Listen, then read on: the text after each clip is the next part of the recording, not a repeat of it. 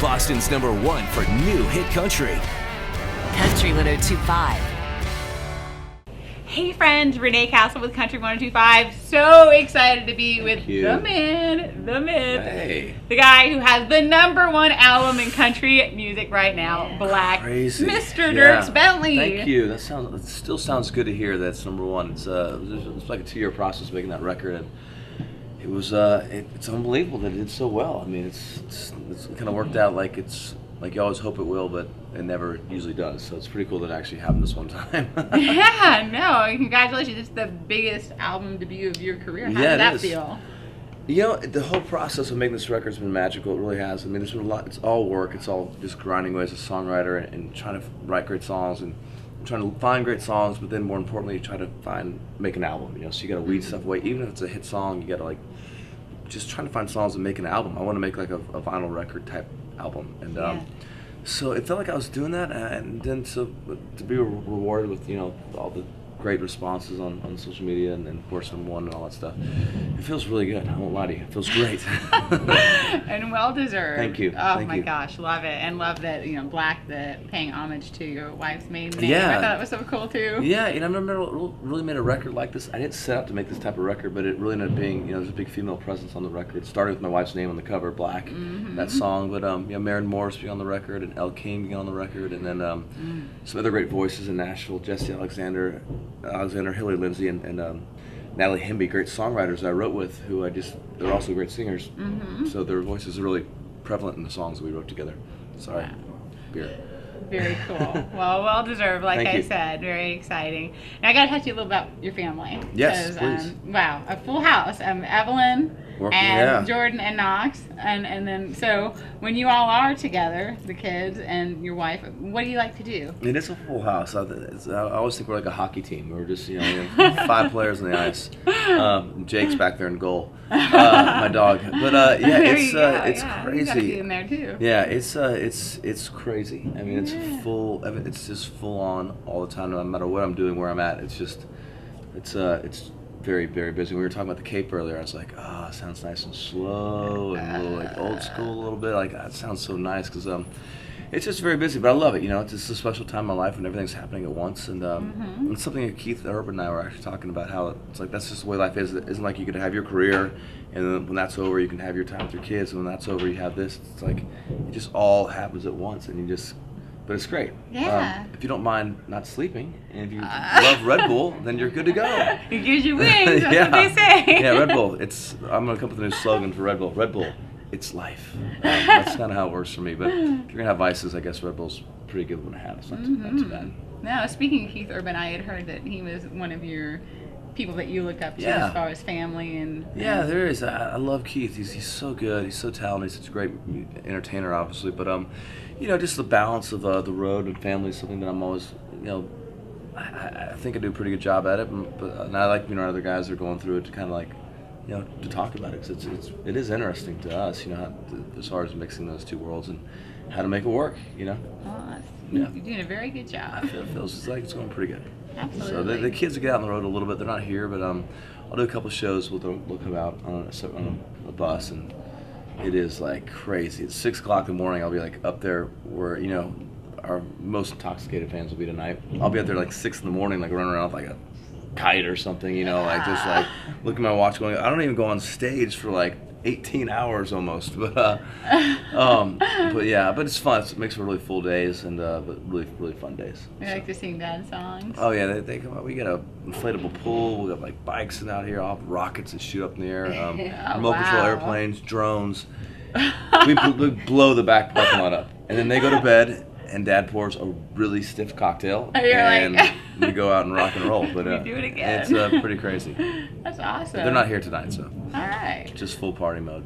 Awesome. Good to hear. Thank you. Now, your wife has actually run the Boston Marathon, which is she so did. amazing. I know. Such a huge accomplishment. That was such a big moment for our family, because it was so nice for me to actually be on the opposite side of being a fan, because she's always supporting me. As I was so fun to support her and make T-shirts for the whole family and make posters and stuff, and just end up being in Boston for that event. I mean, obviously it's really, I don't know if I would use the word special, but it was a very powerful day because it was the first race after the bombing, and just to be in Boston and Boston strong and the vibe, and to be here without a gig was nice too. I didn't have to work, so I was just able to really just kind of blend in and just be a fan of the race and support her and just to be around. It was awesome. It's a great city, as you know. A lot of history here.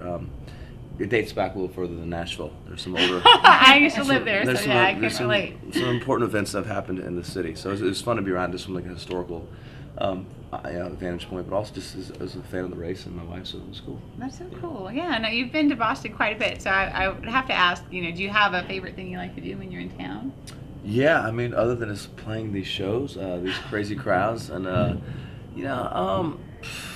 just love cruising around. I love visiting some of the historic sites, and just because I just love the history of our country. So just seeing where some of the major events of, readings, where the Declaration of Independence was read, and that that one, it's like a little churchy looking building. It's like an idiot now, but right down there in Old Town, and just being around. What I really want to do is get on a duck boat. I want to do something really generic like that, but I never have. But that would be like really fun for me. Gotta get you on a duck boat. Yeah, with my kids, not by myself. I would like to go to a bar. That's what I'd like to do. But with my kids, I would like to take them on a duck boat. So I think they get a kick out of like watching a car go into the water and watching a boat go back on land. Yeah, it is. I haven't done it, and I see them drive by, and I'm like, that is so cool. It'd be really fun with family, yeah. Absolutely. Yeah. Now, I would have a hard time, so I feel almost bad asking you, but I have to because I just feel like you're such a prolific writer, and I love your music.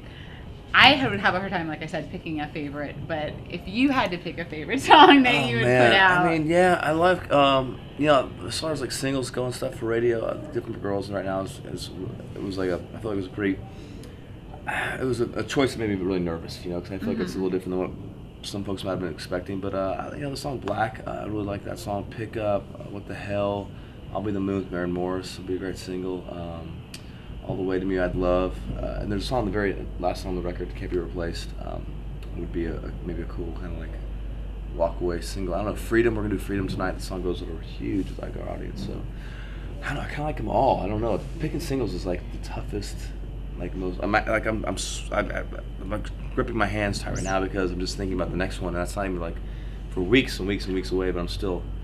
It makes me very nervous. Girls, I just like it hits your. I love it. It's really. That's good. We were like just authentic.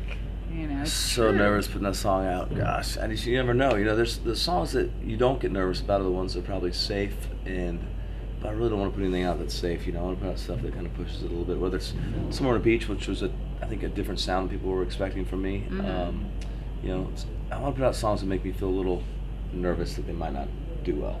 Yeah. Which is probably not a good idea, but keep taking risks. It makes me feel like I'm doing something, moving forward continually after this many years of doing it. So would it be too tough, like spanning your whole career, to pick one of your favorites? Favorite song of my whole career? Yeah. Oh gosh. I know, that's what I was saying. I know there's a lot. Right now, I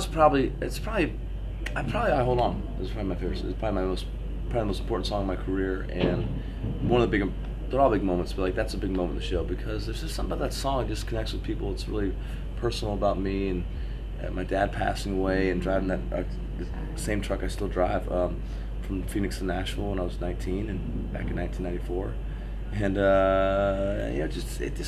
there's something about that song that really connects every night with the crowd, and to me it's probably my favorite song. So. Oh, absolutely, yeah. Yeah. No, thank you for sharing that. You pinned me down. You got me. Thank you. Thank you.